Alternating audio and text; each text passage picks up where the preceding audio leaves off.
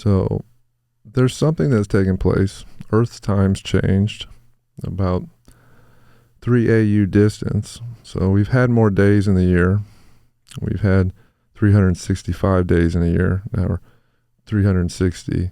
And at one time there was probably 370 days in a year.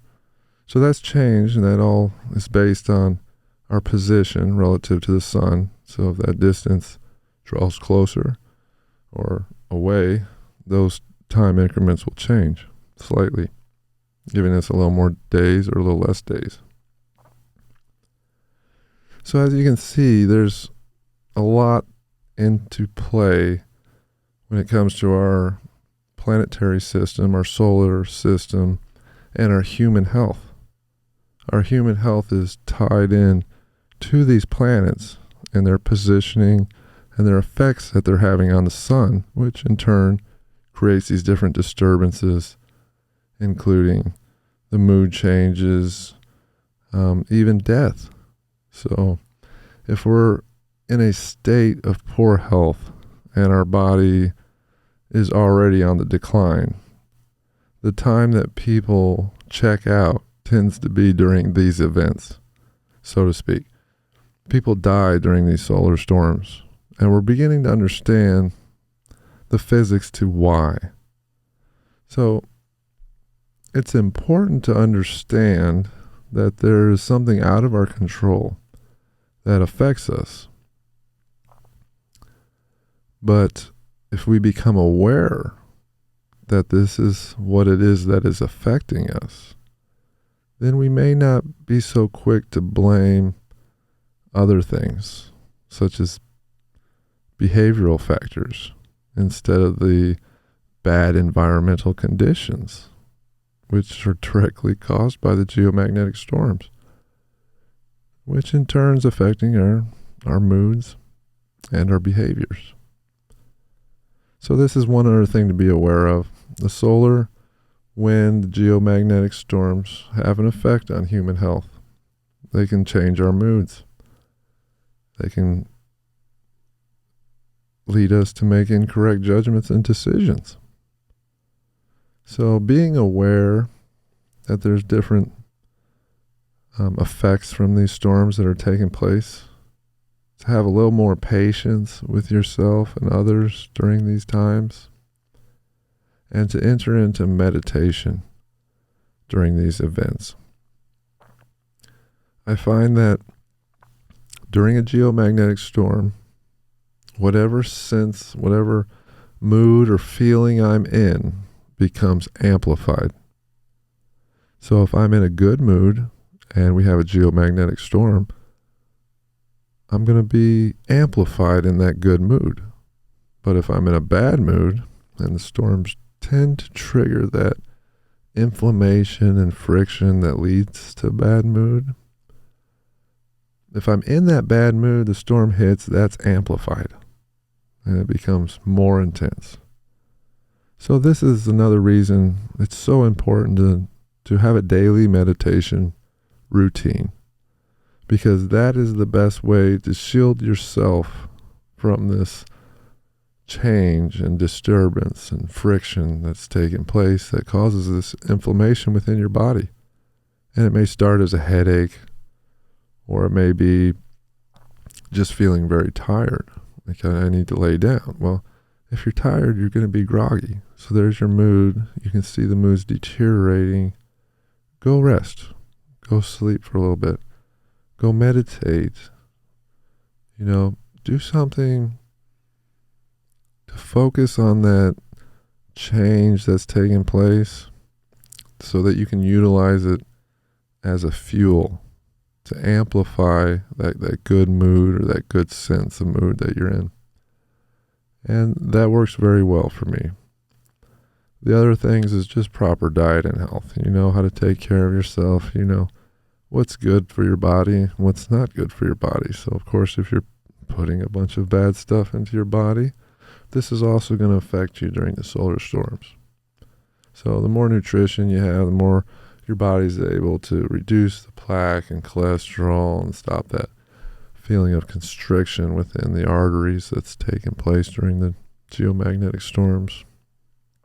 So, of course, if you're a smoker or if you have high cholesterol, you're going to be more sensitive to these changes because as a smoker, you already have vascular constriction, so it's much more intense when the storm's happening. So, and if you have heart disease in your family or a history of strokes, it would be good to be aware that the health and diet and stuff is very important, and that the sun gives us life and the sun takes life. It determines a lot of things. So you can be born during a geomagnetic storm, and that change in frequency from the womb, that's your Faraday cage, and the environment outside the womb is so dramatic, such a change, that it leaves an imprint on that child's bioelectric rhythmic system. And it's been shown that bipolar and schizophrenia and these other mental illnesses are directly correlated with a geomagnetic storm, a solar flare, at the time of birth. So we're finding these other studies that are showing this connection as well, to a shortened lifespan as well, due to being born during a solar flare. So it plays a lot of roles, has a lot of effects on us. And what I mean by that is the sun is just a reflector of light, like a condenser. It's drawing in that light and condensing it and reflecting it back out. And if we are able to take that and absorb that light within us with intent, this process helps to illuminate ourselves, illuminate our mind and our intelligence. So it's a critical process. The ancients actually described it in a picture, if I could describe it for you, as a light shining from Orion, and it shines to our sun. It reflects off the sun and shines down to man and illuminates man. And that's a picture that's used to try to describe this process in the esoteric initiations. So, as well as having an influence on the personality of an individual being born in different sun signs, if there is a solar flare that takes place, there's a high likelihood that that individual will develop some of these other attributes, such as schizophrenia tendencies, bipolar. And we've looked back at several individuals that we know have these different illnesses and made the correlations to the actual solar events that took place at the time of their birth. And you can use it as a predictor too, to kind of keep an eye on certain individuals that may need that help from what they're going through due to that change that was marred on them at birth. So another major thing is suicide rates. They're really high during geomagnetic storms. So we've looked back several individuals, like Tom Petty, for example. He was born during a geomagnetic storm.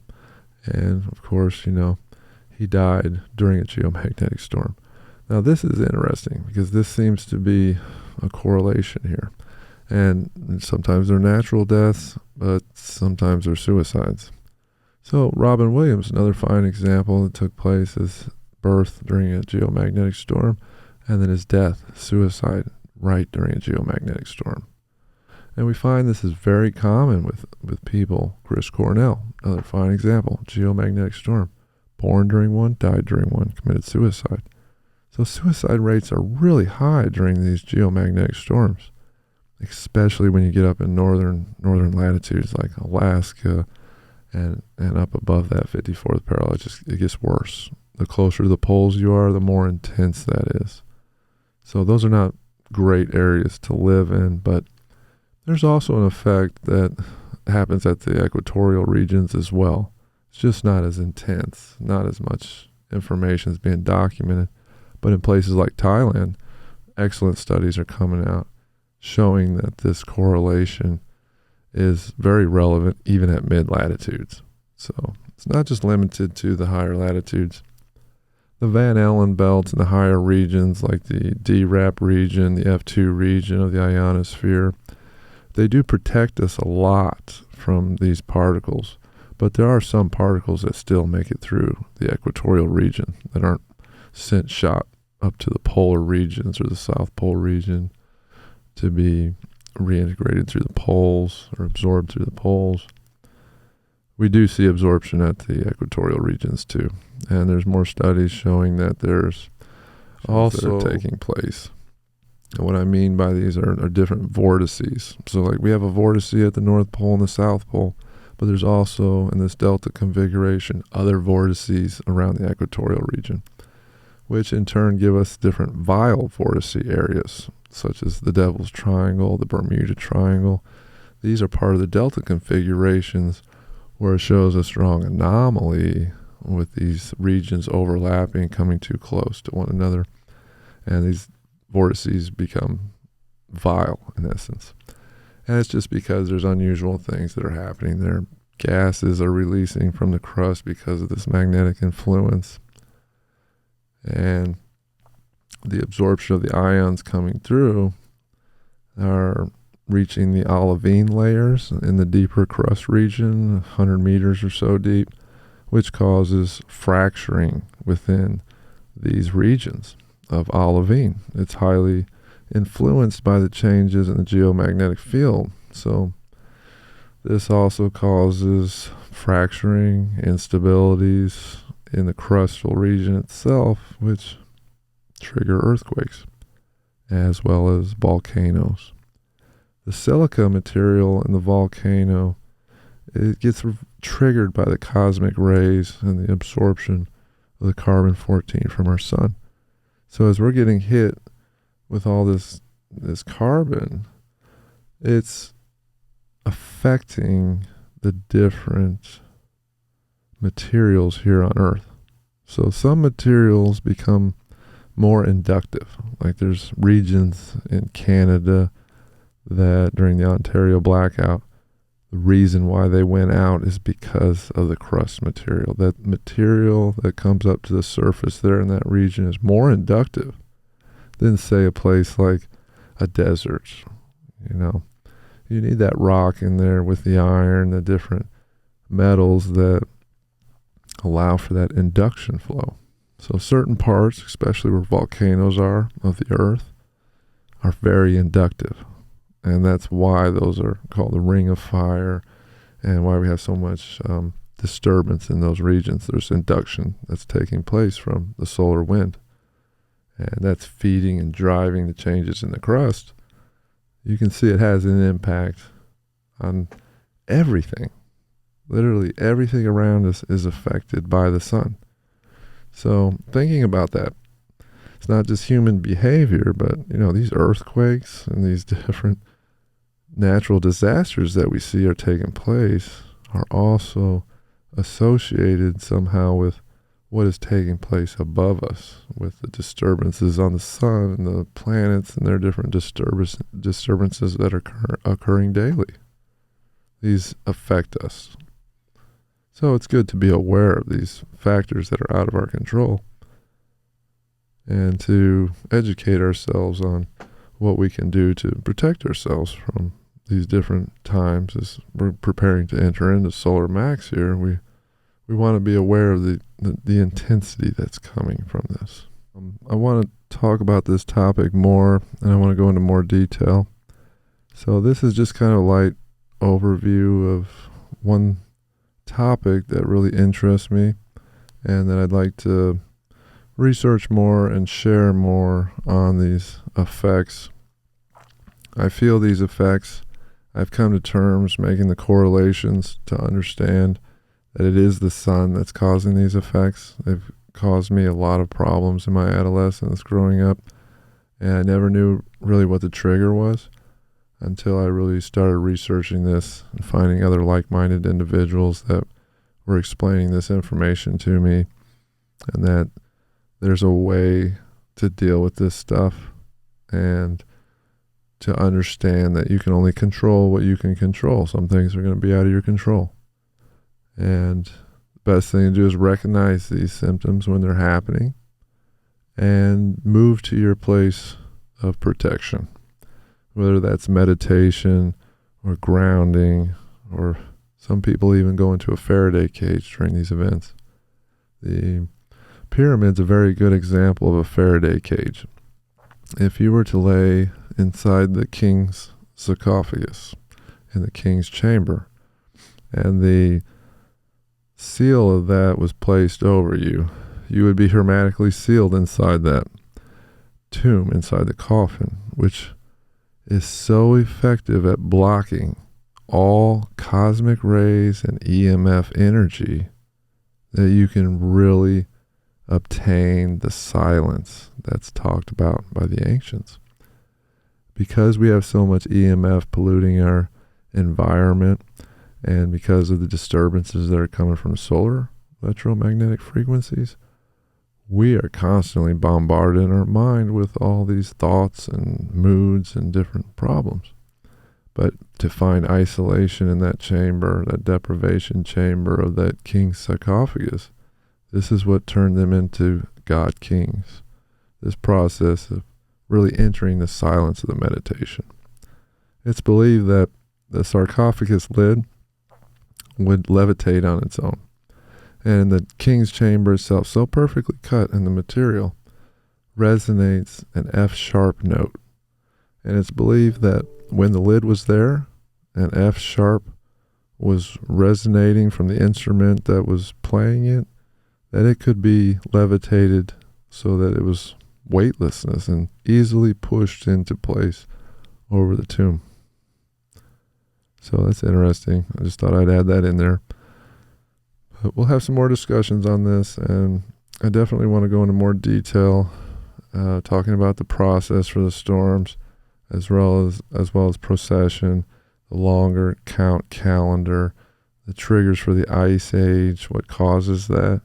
I want to talk a little bit about the mud flood and some different scientific stuff that shows this connection between our spiritual growth, our global conscious mind developing out of adolescence, and where we're headed with this. I would like to say it's evolving. We're evolving with the light, and the sun's light plays a big role in all this, and plays a huge role in raising our frequency and our vibrations and helping us to develop intellectually, to become more intelligent. This is what the sun's doing, what the light's doing with this growth. So it has a good and a negative attribute. So like electricity, we use electricity for good. We can also use it to kill. Water, we need it, we use it for good, but it can also drown us and kill us. Yeah, the sun's the same way. So when we think about it in a way like that allows us to really get our mind around it and understand its function, that it's a good function, but it can have detrimental functions as well. But that's needed, and it's required. So nothing to fear, I would say. Just understanding the physics and the science of what kind of makes this all tick helps to, for me, helps to build my spiritual understanding.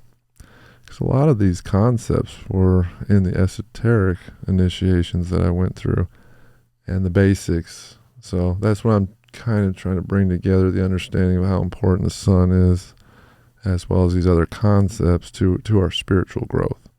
So nothing to fear, nothing to worry about. I don't foresee a solar storm killing us or wiping us out or anything like that. But I do see the potential there for unity and growth in any disaster that may or may not come.